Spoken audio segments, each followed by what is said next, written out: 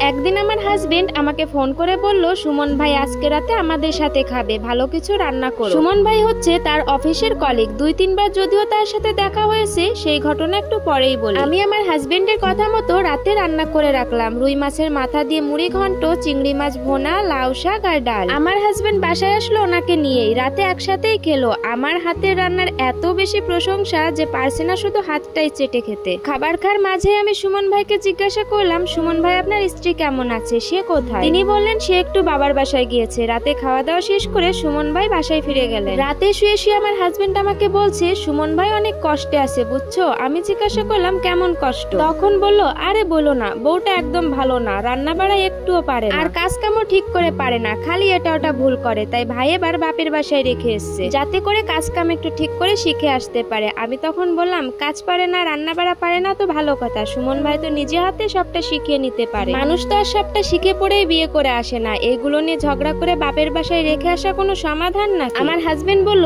এটাই সমাধান, 7 দিন বাবার বাসায় রেখে আসলে হুঁশ ফিরবে, তখন দেখবা সব কাজ ভালো পারছে। তারপর বলল, থাক বাদ দাও সব কথা, আমার মাথায় হাত বুলিয়ে দাও, আমার ঘুম আসছে। তারপর আমি তার মাথায় হাত বুলিয়ে দিতে লাগলাম, যদিও তার উপর অনেক রাগ হচ্ছিল তার মুখে এমন মন্তব্য শোনার পর। কিছুদিন আগের কথা, অফিসের একটা প্রোগ্রামে সব কলিগ এবং তাদের স্ত্রীদের ইনভাইট ছিল। সেই দিনেই সুমন ভাই তার স্ত্রীকে সবার সামনে অপমান করে বলছিল, তোমাকে নিয়ে বাইরে বেরোতে লজ্জা লাগে, কি জামা পরছো, ওই ভাবিটাকে দেখো কি সুন্দর স্টাইল করে আছে। আবার আরেক ভাবিকে উল্লেখ করে বলছিল, ভাবি তোমার হাতের মাগুর মাছ খেয়েছি সেই দিন, কি সুন্দর রান্না করো তুমি, আমার বউকে একটু শিখিয়ে দিও, সারাদিন ঘরে শুধু শুয়ে বসে থাকে। সেই দিন ওনার মুখে এমন মন্তব্য আমার একদমই ভালো লাগেনি। আজ যদি জানতাম উনি বউ বিদায় করে এখানে খেতে আসছে, তাহলে ঘটনা অন্যরকম হতো। যাই হোক, পরের দিন আবারও আমার হাজবেন্ড আমাকে ফোন দিয়ে বলল, সুমন ভাই আজকে আমাদের এখানে খেতে আসবে। সেদিন আমি একটা অট্ট হাসি দিয়ে বললাম, আচ্ছা ঠিক আছে। আমি সেদিন রান্না করেছিলাম যা তা, সেদিন ইচ্ছা করে এমনটা করেছিলাম। টেবিলে খেতে বসে আমার হাজবেন্ড মুখের দিকে তাকিয়ে আর কিছু বলল না। সুমন ভাই কাচুমাচু করে অল্প কিছু খেয়ে উঠলো। আমি বললাম, সুমন ভাই খাবার কি আজকে ভালো হয়নি, এমন খেলেন যে? সুমন ভাই বলল, না ভাবি অনেক ভালো রান্না হয়েছে, আসলে আজকে একটু ক্ষুধা কম, আসার সময় বনরুটি খেয়েছি তো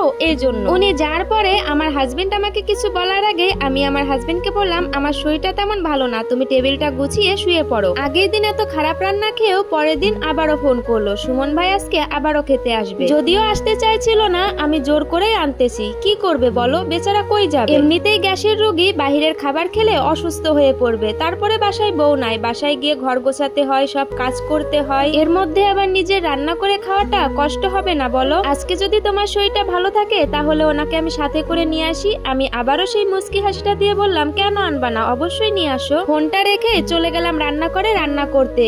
পোলাও রান্না করলাম, রোস্ট রান্না করলাম, আরো অনেক কিছু। রাতে ওরা বাসায় আসলো, রুমে ঢুকেই আমার হাজবেন্ড আমার দিকে বড় বড় চোখ করে তাকিয়ে আছে, কিছু পুড়ে গেছে নাকি? আমি তার এই কথায় উত্তর না দিয়ে তাকে বললাম, অনেকদিন হয়ে গেল আমরা রাতে একসাথে খাই না, সুমন ভাই আগে খেয়ে নিক, তারপরে আমরা একসাথে খাবো। সে ভাবলো আমি রোমান্টিক মুডে আছি, তাই লুতুপুতু হয়ে বলল, আচ্ছা আমরা পরেই খাই, আগে সুমন ভাইকে খাবার টেবিলে বসিয়ে দিয়ে আসি। সুমন ভাই খাবার টেবিলে খেতে বসলো, আমি তাকে সবকিছু গুছিয়ে খেতে দিলাম, কিন্তু লোকটা আজকেও খেতে পারছে না। খুব যত্ন করে তাকে সব খাবার উঠিয়ে দিচ্ছি, সে যত মানা করতে লাগলো আমি তাকে ততই জোর করে দিতে লাগলাম। খুব কষ্ট করে সুমন ভাই খাবারগুলো খেয়ে উঠলো, আর যাওয়ার সময় আমার হাজবেন্ডকে বলে গেল, কালকে আমি অফিসে আসবো না, বসকে জানিয়ে দিও, তোমার ভাবিকে আনতে যাব। আমার বর শুধু বলল, আচ্ছা। সুমন ভাই যাওয়ার পর আমার বর আমাকে জিজ্ঞাসা করলো, সুমন ভাইয়ের হঠাৎ করে কি এমন হলো? এই তো 3 দিন আগেও আমাকে বললো এই বউ আর ঘরে আনবে না, সংসার করবে না, ডিভোর্স দেবে, তাহলে আজকে আবার কি হলো? আমি শুধু মুস্কি হাসলাম আর টেবিল থেকে ওই খাবারগুলো সরিয়ে ভালো রান্না করা খাবারগুলো নিয়ে দুজনে খেতে বসলাম। মনে হয় আমার হাজবেন্ডও বুঝতে পেরেছে